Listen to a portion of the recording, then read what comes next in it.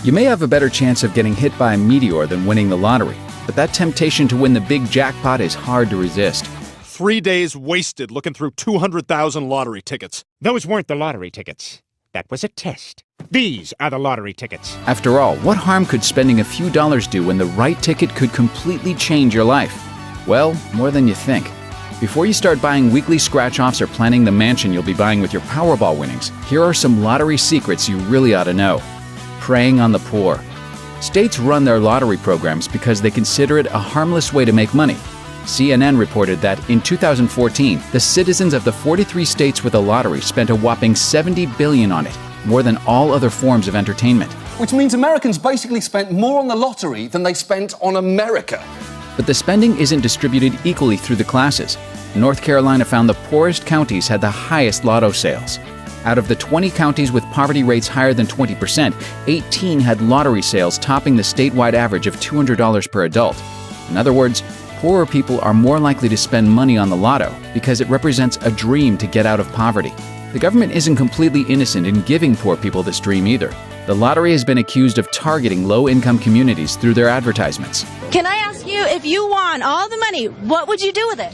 Bunch of hookers and cocaine. Oh, okay, that's not good. We were hoping for a different answer. A Carnegie Mellon study found that lotteries set off a vicious cycle that not only exploits low-income individuals' desires to escape poverty, but also directly prevents them from improving upon their financial situations. So states may be increasing their money flow, and that's good, but they're doing it by keeping poor people poor. That's not good. Scratch-off blues.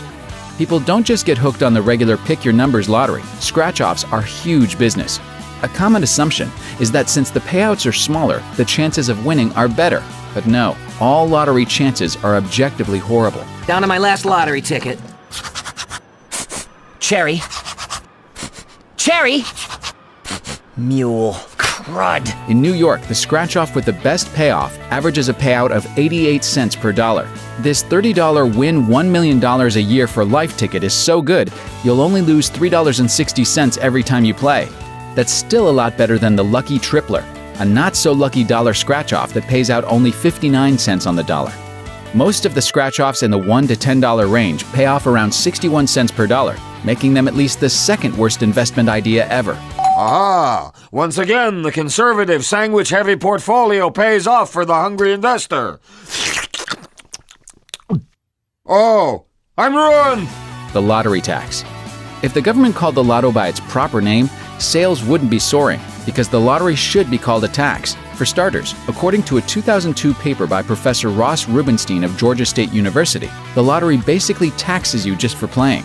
Although purchases of lottery tickets are voluntary, the implicit tax on a dollar spent on a lottery product is not voluntary, just as sales taxes paid on purchased goods are not voluntary. But some analysts go even further and argue that the lottery itself is a tax, working the same way as an income tax or a property tax. Only instead of an income tax where the government gets paid proportionately to what people make, the lottery taxes the poor by a ridiculously high margin. I have a joke for you. Okay. The government in this town is excellent and uses your tax dollars efficiently. States have a pretty good incentive to keep this going. In 2009, 11 states made more money from the state lottery than they did from corporate income taxes. In Rhode Island, the lotto brought in more than twice as much as corporate taxes. But it's all worth it if you hit the jackpot, right? Well, even then, the state governments get a juicy payout. Anyone who wins more than $600 will get the thrill of paying a 45% tax. Then, at least all the tax money is going to a good cause. Not so fast. Education. Okay, so the lottery is not good for poor people, but it's helping schools, so we can't get rid of it. Think of the children, right? The California lottery alone raised $1.39 billion and gave $97 million to the Los Angeles Unified School District for the 2014-2015 school year. This can't possibly have a downside, can it? They've used it for things like supplies, laptops, even tools for an automotive class. Sockets, ratchet, wrenches, pliers. Except that of course it has a downside. Often, the money goes into the state's general fund. From there, the money can be used for anything, which means the income from that education lottery doesn't always end up in schools. Even when states do allocate lottery money to education, legislators can factor all that sweet lottery cash into the budget and start giving out fewer government funds. In the end, education spending stays exactly the same or gets worse.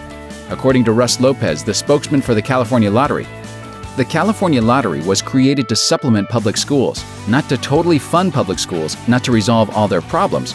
So we don't do a lot for schools. It's a modest contribution. Retailer scams. Okay, the odds aren't great, and the wrong people are targeted, and schools don't actually get much of anything. But at least lotto winners get the fun of cashing in their tickets with no problems, right?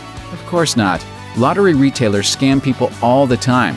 This isn't some ingenious number-running business. It's a pretty simple con. They just lie. Retailers will often take the winner's ticket and say, "This isn't a winner." Then the retailer keeps the ticket and cashes in the winnings. It's not quite a brilliant scheme, but it works. Several states have had to conduct sting operations on retailers where customers have complained.